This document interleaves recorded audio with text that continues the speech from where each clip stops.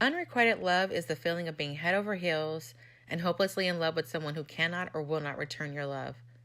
The object of your affection may be unaware and completely oblivious to the love directed at them, or they may be very aware of your feelings for them and completely uninterested and rejecting the affection.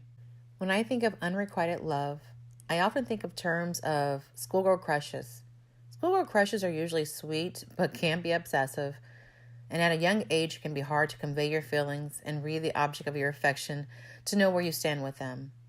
Surprisingly, or perhaps not so surprising, is the fact that unrequited love situations do not end with teenage angst. If you are dealing with unrequited love, here are the 5 things you need to do about it. Number 1, test the waters. Love from afar is cute, but it doesn't get the guy. You have to get in there and do some flirting and see what response you get. I'm going to make the assumption that if you believe you're in love with someone, then chances are you want to be with them. Test the waters by making your feelings more obvious. You've been hiding your feelings, maybe too well, and they may be completely clueless to how you feel about them and where they stand with you. Number 2, confess your feelings. There are few things scarier than putting yourself out there and confessing how you feel to someone when you have no idea where you stand with them. Some people are terrible at picking up on clues.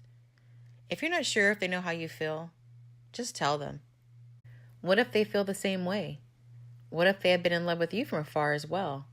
Take a risk, be brave, and be honest. Nothing ventured, nothing gained.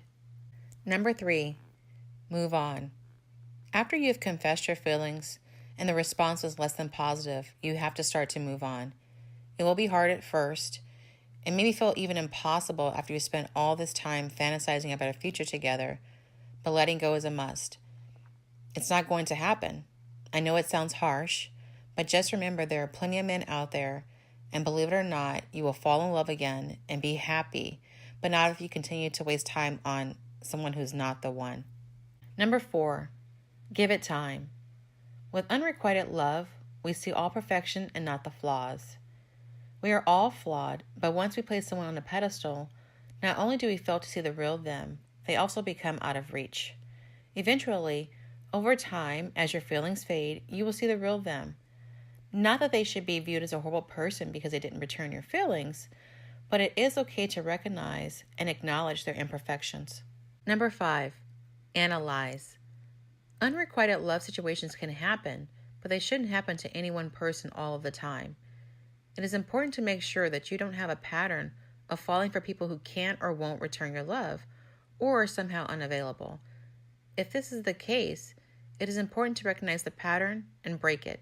It's not healthy. So there you have it. 5 things to do about unrequited love. There is a sweetness to unrequited love, but there is also a lot of sadness. It can be hard to see the reality when your love existed in a perfect vacuum of hopes, dreams, and fantasies. But don't worry, your guy is out there and he's waiting for you. I hope you enjoyed my video. Please don't forget to subscribe to Charley's Blog Life.